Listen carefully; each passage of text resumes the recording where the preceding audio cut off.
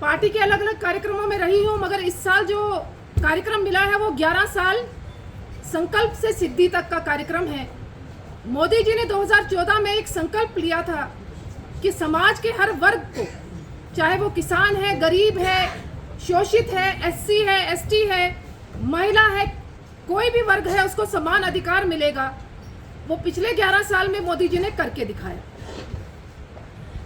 मुझे लगता है कि हम सबके लिए भी गर्व का विषय है कि हमें ऐसे प्रधानमंत्री मिले हैं जिन्होंने किसी धर्म जाति के ऊपर कभी राजनीति नहीं की, जिन्होंने कभी समाज को बांटने की बात नहीं की, जिन्होंने समाज के हर वर्ग को साथ लेने का काम किया। वो आपके सामने एक मिसाल है। आप लोग जानते हैं कि 2014 से मोदी जी खासतौर से जम्मू कश्मीर के लिए क्या क्या काम कर रहे हैं, जम्मू कश्मीर को अमन शांति में लाने के लिए कितने कदम उठाए गए हैं, ये पिछले 11 साल से लगातार काम हो रहा है। अलग अलग चुनाव आए हैं, अलग अलग लोकसभा या असेंबली के चुनाव में काम करने का मौका मिला। उसमें देखने को मिला कि इतने सालों में जो काम नहीं हुआ, कि इतनी वोट परसेंटेज में लोगों ने बढ़त बनाकर यहाँ पर चुनाव लड़ा, वो सिर्फ अगर हो पाया तो मोदी जी के शासनकाल में हुआ। कहते हैं किसी देश को चलाने के लिए उस प्रधानमंत्री में विल पावर होने की जरूरत है। मुझे लगता है कि प्रधानमंत्री मोदी जी में वो विल पावर है कि उन्होंने देश को चलाने का काम किया। आज हमारे भारतवर्ष की छवि पूरे ऑल ओवर इंडिया में, क्या पूरे इंटरनेशनल लेवल पर लोग तारीफ कर रहे हैं कि हमारे प्रधानमंत्री जैसा प्रधानमंत्री उनके देश का होना चाहिए। आप लोगों ने देखा कि हमारा पड़ोसी मुल्क, वहां की जनता भी बोलती है कि भाई हमारे यहाँ अगर मोदी जी होते तो पाकिस्तान की ये दुर्दशा ना होती।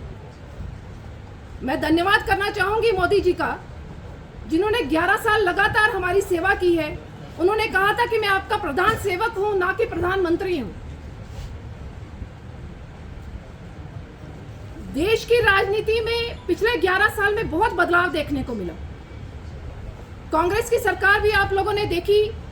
कांग्रेस की सरकार में लूट खसूट और भ्रष्टाचार के सिवा कुछ नहीं था। आप लोग समझ रहे हैं कि पिछले 11 साल में मोदी जी के ऊपर एक भी भ्रष्टाचार का आरोप नहीं लगा है, ना ही उनके किसी मंत्री के ऊपर लगा, क्योंकि उनका फोकस जो है समाज के हर वर्ग को हर फैसिलिटी मिले, उसके लिए वो काम कर रहे हैं। मुझे लगता है किसानों की चिंता अगर किसी ने की है वो मोदी जी ने की है। लगातार किसानों के खाते में डायरेक्ट पैसा आज उनके खातों में आ रहा है।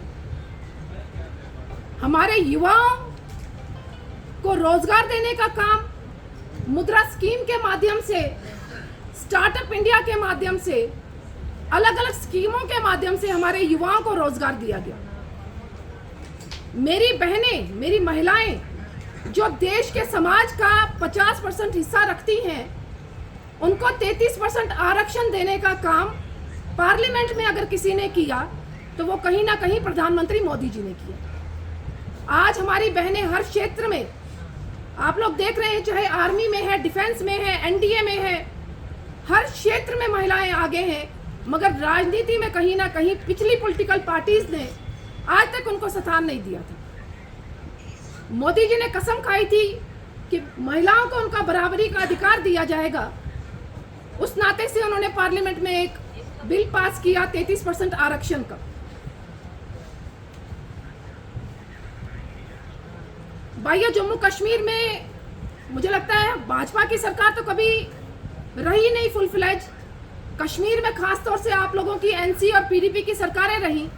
आप लोगों को भी समझने की जरूरत है कि एनसी और पीडीपी की सरकारों में आप लोगों ने क्या खोया और क्या पाया। पिछले 11 सालों में जो बदलाव आपको जम्मू कश्मीर, संकोच नहीं है कि प्रधानमंत्री मोदी जी जैसे प्रधानमंत्री आज तक कभी हुए नहीं।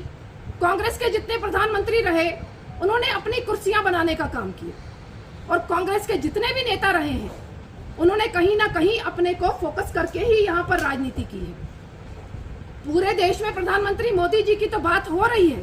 मैं खास तौर से जम्मू कश्मीर की बात इसलिए कर रही हूँ क्योंकि मैं जम्मू कश्मीर की ही बिटिया हूँ, और जम्मू कश्मीर में क्या दुर्दशा की पिछली सरकारों ने वो हम सब जानते हैं।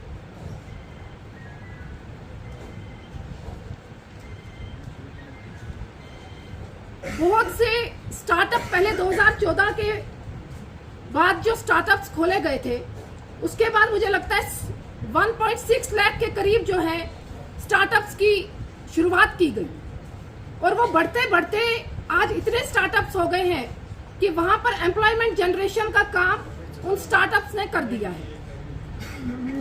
आज मैं देख रही थी कि जो मुद्रा बैंक के जो लोन्स मिलते थे वो आज आम नागरिक ले पा रहा है और अपना कामकाज शुरू कर पा रहा है। मैं सेल्फ हेल्प की बात करूं, मैं ड्रोन दीदी की बात करूं, महिलाओं को ड्रोन दीदी बनाने का काम अगर किसी ने किया तो प्रधानमंत्री मोदी जी ने किया है।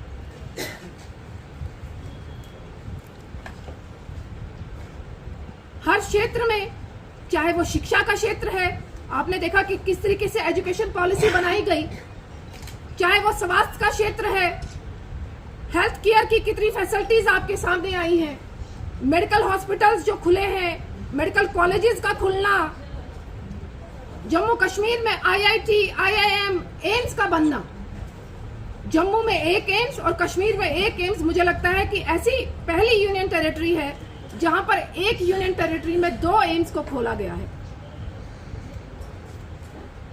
11 साल में शिक्षा में, स्वास्थ्य में और जो हमारी बेसिक फैसिलिटीज है उनको बढ़ाने का काम मोदी जी ने किया है। अभी मैं देख रही थी कि किस तरीके से कोविड के दौरान वैक्सीनेशन जो हो रही थी वो फ्री ऑफ कॉस्ट सबको तो हो रही थी, मगर ऐसी 48 कंट्रीज थी जिनको free of cost vaccination India ने दी। जब यूक्रेन का युद्ध हो रहा था, हमारे कहीं ना कहीं छात्र वहां फंसे हुए थे, मगर इंडियन गवर्नमेंट ने अपने छात्रों को वहां से लाने का काम, नागरिकों को वहां से लाने का काम इंडिया गवर्नमेंट ने किया। आप लोगों ने बड़े ध्यान से देखा होगा कि उस समय जो नागरिक वहां पर इंडिया का झंडा लेकर चल रहा था उसको छोड़ा जा रहा था। चाहे वो किसी भी देश का नागरिक इंडिया का झंडा लेकर चल रहा था, उनको छोड़ा जा रहा था, मगर अगर जो हमारी नेबरिंग कंट्री है पाकिस्तान, अगर उसका झंडा लेकर कोई चल रहा था तो मुझे नहीं लगता कि उसको कोई अहमियत दे रहा था। अब आप लोगों को भी ये समझना पड़ेगा, जम्मू कश्मीर की जनता को भी, कि आप लोगों को मोदी जी के 11 साल कैसे लगे। अभी पिछले दिनों आप लोगों ने देखा कि पहलगाम में जो वारदात हुई, हमारे यात्री मारे गए और जम्मू कश्मीर की एक छवि खराब हुई।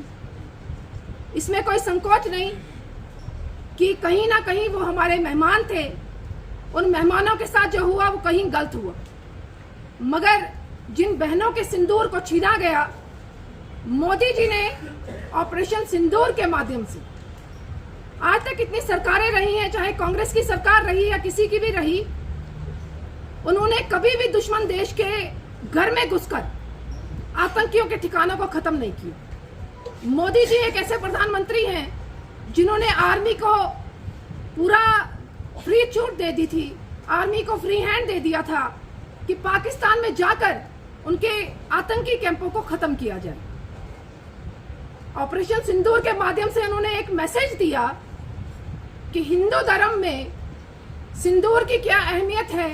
जिन बहनों को बोला गया था कि जाइए और मोदी जी को सुना दीजिए, इंटरनेशनल बहुत सी कंट्रीज है जो मोदी जी के डंके को मानती हैं, जो मोदी जी के 11 साल के काम की सराहना करती हैं। तो मुझे लगता है कि मोदी जी ने जो 11 साल में काम किया वो आज तक किसी ने नहीं किया।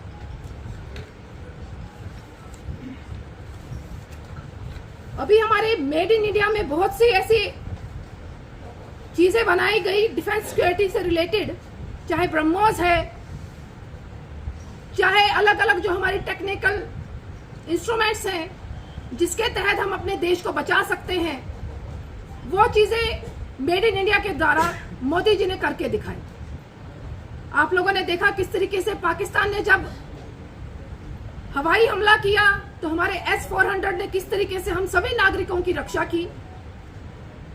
ये कहीं ना कहीं दिखाता है कि मोदी जी अपने नागरिकों के लिए कितने समर्पित हैं, उन्होंने उनको बचाने के लिए कितने काम किए हैं।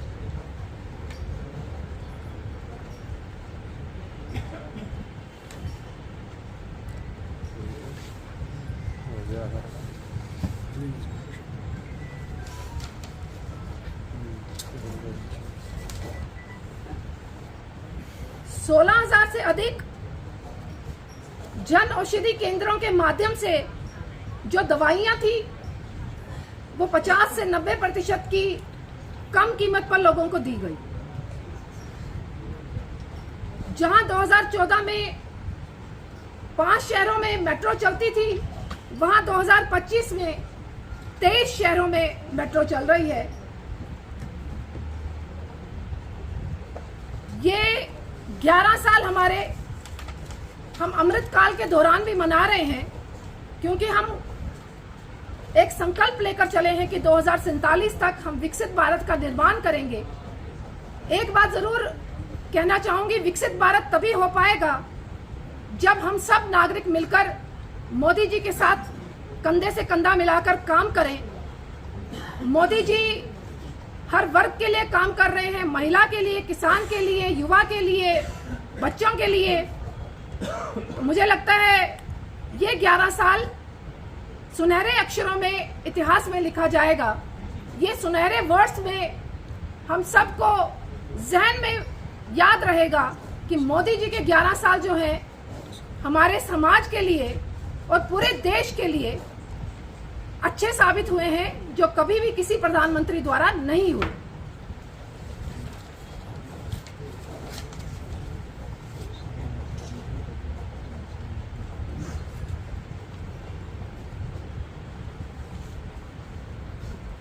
अपनी बात को समाप्त करने से पहले ये बात जरूर कहना चाहूंगी कि मोदी जी ने 2014 में एक नारा दिया था, सबका साथ, सबका विकास, सबका प्रयास और सबका विश्वास।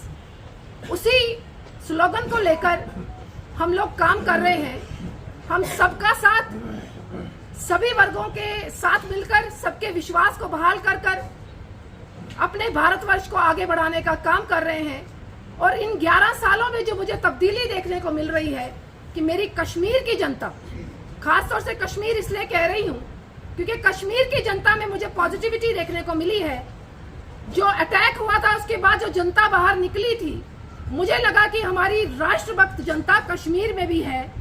कुछ 1-8% जो है वो कहीं ना कहीं पड़ोसी मुल्क के साथ जुड़ी है, मगर 99% जो जनता है वो हमारी कश्मीर की मोदी जी को प्यार करती है, मोदी जी की सराहना करती है और चाहती है कि आने वाले समय में मोदी जी फिर से प्रधानमंत्री बने। बहुत बहुत धन्यवाद। मैम, रिजर्वेशन का मामला इस वक्त गर्मा रहा है, सियासत से रिजर्वेशन के मामले देखते क्या आएंगे इस हवाले से? देखिए, जो मोदी जी कर रहे हैं, मोदी जी ने उसको 2023 में उसमें चेंजेस किए हैं। उसके तहत से मोदी जी का विजन कुछ अलग विजन है और यहाँ की पॉलिटिकल पार्टीज का जो विजन है वो कहीं ना कहीं लिमिटेड विजन है। जो यहाँ की पार्टीज रही हैं वो यहाँ अपनी कुर्सियों को बचाने के लिए काम करती रही हैं। मोदी जी कुर्सी के लिए काम नहीं करते, मोदी जी देश को आगे बढ़ाने के लिए काम करते हैं। मोदी जी SC, ST और OBC समाज के हर वर्ग को आगे ले जाने का काम कर रहे हैं। आप लोगों ने देखा कि जो तबका कहीं ना कहीं पीछे रहता था वो आज मोदी जी के आने से फ्रंट लाइन में है। मुझे इन पॉलिटिकल पार्टी से कोई लेना देना नहीं जो यहाँ पर अलग अलग शगुफे छोड़ती हैं। इन पार्टीज ने तो मैनिफेस्टो में भी बहुत कुछ बोला था जो 8-9 महीने में आज तक पूरा नहीं कर पाए। अब जनता को समझना है कि लोग मोदी जी को प्यार करेंगे या इन्हीं पार्टीज को फिर से वोट देंगे ताकि कश्मीर फिर से बर्बाद हो और यहाँ पर आतंकवाद का बोलबाला हो। मुझे लगता है कि लोग मोदी जी को पसंद करें। तो पहलगाम अटैक के बाद कुछ सियासी जगहों को वहाँ बंद किया गया, तो आज CM उमर अब्दुल्ला के नशीर है नसरुल्लाह, उसका बयान आया कि हम LG से मिलेंगे कि उन जगहों को भी खोला जाएगा ताकि यहाँ टूरिस्ट वॉक्स आएंगे। देखिए, टूरिस्ट यहाँ गया क्यों? कुछ कमियां हम लोगों में भी रही हैं, कुछ हमारे समाज के लोगों में भी रही हैं, ताकि जो हमें सिक्योरिटी देनी चाहिए थी टूरिज्म को वो नहीं दे पाए। टूरिज्म आएगा, जम्मू कश्मीर से लोग प्यार करते हैं, जम्मू कश्मीर के लोगों से प्यार करते हैं, आपकी मेहमान नवाजी से प्यार करते हैं। वो कहते हैं कि कश्मीरियत यहाँ जिंदा है। टूरिज्म कहीं नहीं जाएगा, मगर जो कुछ एरियाज बंद किए गए हैं, मुझे लगता है सिक्योरिटी इश्यूज के कारण बंद किए गए होंगे। LG साहब देख रहे हैं, LG साहब के आने के कारण भी जम्मू कश्मीर में हालत सुधरी है। ठीक है, सरकार इनकी है, सरकार के माध्यम से LG साहब से मिले, जो नतीजा LG साहब देंगे तो मुझे लगता है कि सारी जनता उसको एक्सेप्ट करेगी। जिस ने तो मैनिफेस्टो में भी बहुत कुछ बोला था जो 8-9 महीने में आज तक पूरा नहीं कर पाए। अब जनता को समझना है कि लोग मोदी जी को प्यार करेंगे या इन्हीं पार्टीज को फिर से वोट देंगे ताकि कश्मीर फिर से बर्बाद हो और यहाँ पर आतंकवाद का बोलबाला हो। मुझे लगता है कि लोग मोदी जी को पसंद करें। तो पहलगाम अटैक के बाद कुछ सियासी जगहों को वहाँ बंद किया गया, तो आज सीएम उमर अब्दुल्ला के नशीर है नसरुल्लाह वानी, उसका बयान आया कि हम एलजी से मिलेंगे कि उन जगहों को भी खोला जाएगा ताकि यहाँ टूरिस्ट वॉक्स आएंगे। देखिए, टूरिस्ट यहाँ गया क्यों? कुछ कमियां हम लोगों में भी रही हैं, कुछ हमारे समाज के लोगों में भी रही हैं, ताकि जो हमें सिक्योरिटी देनी चाहिए थी टूरिज्म को वो नहीं दे पाए। टूरिज्म आएगा, जम्मू कश्मीर से लोग प्यार करते हैं, जम्मू कश्मीर के लोगों से प्यार करते हैं, आपकी मेहमान नवाजी से प्यार करते हैं। वो कहते हैं कि कश्मीरियत यहाँ जिंदा है। टूरिज्म कहीं नहीं जाएगा, मगर जो कुछ एरियाज बंद किए गए हैं, मुझे लगता है सिक्योरिटी इश्यूज के कारण बंद किए गए होंगे। एलजी साहब देख रहे हैं, एलजी साहब के आने के कारण भी जम्मू कश्मीर में हालत सुधरी है। ठीक है, सरकार इनकी है, सरकार के माध्यम से एलजी साहब से मिले, जो नतीजा एलजी साहब देंगे तो मुझे लगता है कि सारी जनता उसको एक्सेप्ट करेगी। मैम, जिस तरीके से ये बता रही है कि प्रधानमंत्री श्री नरेंद्र मोदी जी का नारा था सबका साथ, सबका विकास, सबका विश्वास, सबका प्रयास को लेकर, जिस तरीके से गरीब जनता की बात करें, आप 11 साल मना रहे हैं, इस वक्त 11वां साल मना रहे हैं, जिस तरीके से गरीब जनता की बात करेंगे, भारत विश्व का एक लास्ट वाला जिला कुपवाड़ा की बात करें, फार फ्लंग इलाके में रहने वाले लोग, कश्मीरी समुदाय, गोजर समुदाय, पहाड़ी समुदाय या अन्य प्रकार के लोगों की बात करें, वो लोग अभी भी उन स्कीमों का लाभ नहीं उठा पा रहे हैं। दिन ब दिन गरीब गरीब होता जा रहा है और अमीर अमीर होता जा रहा है। जिला प्रशासन की बात करें तो भारतीय जनता पार्टी के कोई भी अधिकारी जब उनके पास जाते हैं तो सुनवाई नहीं होती है। किस नजरिया से देखते हैं? देखिए, स्कीमों को लॉन्च करना मोदी जी का काम है, स्कीमों को इम्प्लीमेंट करवाना एडमिनिस्ट्रेशन का काम है। अगर एडमिनिस्ट्रेशन में कोई कमी पेशी है, मुझे लगता है यहाँ की जनता इतनी सक्षम है कि एडमिनिस्ट्रेशन के दरवाजे पे जाए। जो स्कीमों का बेनिफिट नहीं मिल रहा है, अब मोदी जी हर घर में स्कीम नहीं पहुंचा सकते। अब हमारे मुख्यमंत्री जी का काम है, जो यहाँ सरकार बनी है, एमएलए बने हैं, उनका काम है कि जनता तक जाएं जो स्कीमें नहीं मिल रही। अगर कोई समाज का वर्ग वंचित है, शोषित है, तो मुझे लगता है कि यहाँ की सरकार का दायित्व बनता है कि उनको उन स्कीम से बेनिफिट्स दी जाए। मोदी जी कहीं पे भी कोई कमी नहीं कर रहे, हर वर्ग को स्कीम दी जा रही है। एडमिनिस्ट्रेशन लेवल पे क्या कमी पेशी है वो देखने की जरूरत है। थैंक यू मैम, धन्यवाद। हाँ,